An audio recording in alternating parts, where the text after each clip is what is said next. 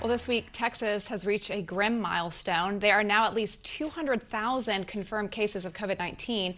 And this comes on the heels of Texas Governor Greg Abbott's executive order, GA-29, which mandates that every person in Texas wear a face covering. This includes inside of buildings or any space open to the public, including outdoors. And failure to comply with this order is punishable by a fine up to $250. But not everyone is happy about this, as you can imagine. Montgomery County Texas Sheriff Rand Henderson is pushing back on that order, saying, quote, deputies will not be dispatching to a call for service regarding a violation of the governor's orders. Deputies are not authorized to issue a citation for a violation of this order. Only verbal warnings are authorized. Instead, deputies arriving at these calls should inform the violation that they are addressing the violation of trespassing. Sheriff Henderson then acknowledged that there is a public health crisis, but still wants to respect individual liberties. Well, joining us now is Texas Republican Congressman Michael Burgess. Congressman, welcome back to the show. Thanks for having me on. Good afternoon. All right, well, this has obviously become a large controversy, not only in Texas, but across the country, as we've seen to wear a face mask or not to, and obviously Governor Abbott making it a mandate. But 8 other county sheriffs, according to the Washington Post, are also saying they're not going to follow these restrictions. As a doctor and as a congressman from Texas, what is your advice to fellow Texans? Socially distance. If you can't, wear a mask. And of course, wash your hands thoroughly, more times than you think necessary. Right, straight and simple, to the point. Well, and on those lines, Congressman, talk to me a little bit about regarding masks specifically. I mean, there was a Johns Hopkins, a doctor, that talked about we may be living with masks for years. This was a pandemic expert. I mean, is this your sense of it? I mean, do you think this is something we're going to be living with for many years to come? Well, the expectation is the medical countermeasure, whether it be a vaccine or some other medical countermeasure, will occur, and it is likely to occur before the end of this calendar year. And on that occasion, the necessity for wearing a mask may be diminished. But you know, there's some parts of the world where you travel and people just routinely wear masks. It's just common for them to do so. I can't tell you that will be the case here.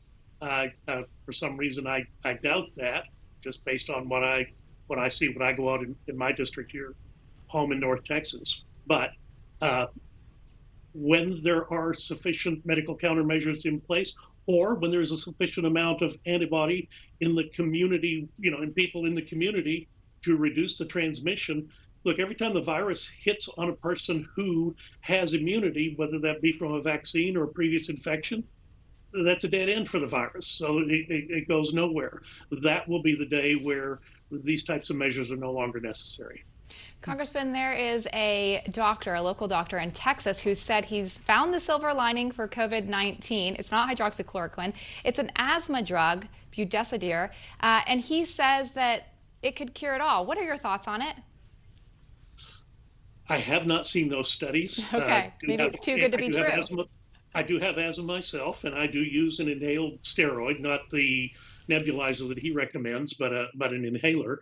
Tell you the truth, I've wondered about that early on, both sides of the question. Number one, am I increasing my risk for getting an infectious disease that's inhaled into the lungs by using an inhaled steroid, which could reduce the body's ability to fight infection, or am I improving because I've reduced the body's response to inflammation? I guess it's an open question. I know the doctor, I have heard him speak, and he's quite passionate about this. But again, we're going to need to see some studies before there's a recommendation for widespread use of Pulmicort. You know, Congressman, I know there's a lot of information out there, but I want to ask you, earlier you said social distancing, you know, that's important, but there's been talk that this could potentially, at least within the medical community, there's been talk about this may be airborne as well. I mean, if COVID-19 is airborne, I mean, not to get into hypotheticals, but that raises a whole host of complications, does it not? It could, but here's the thing.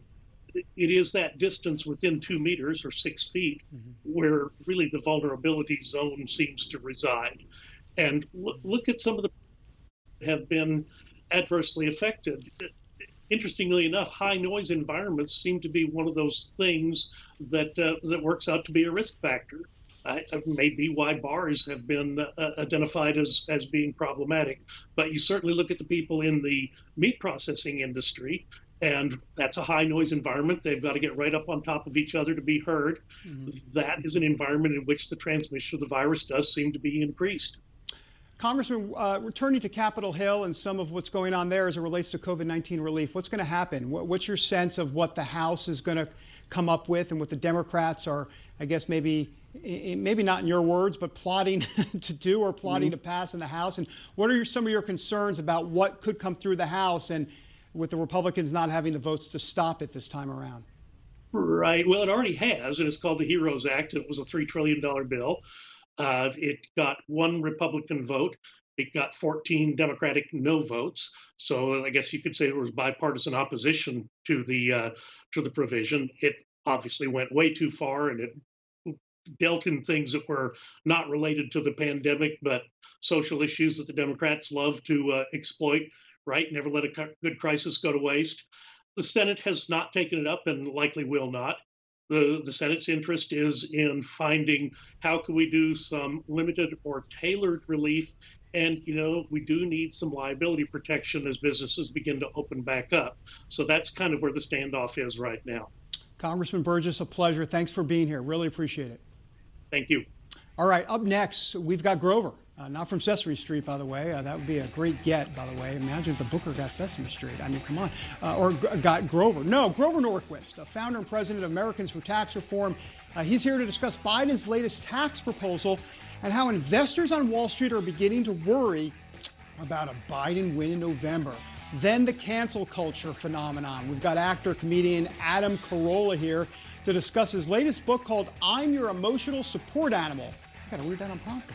Navigating our all woke, no joke culture. Good script writing, by the way. Stick around.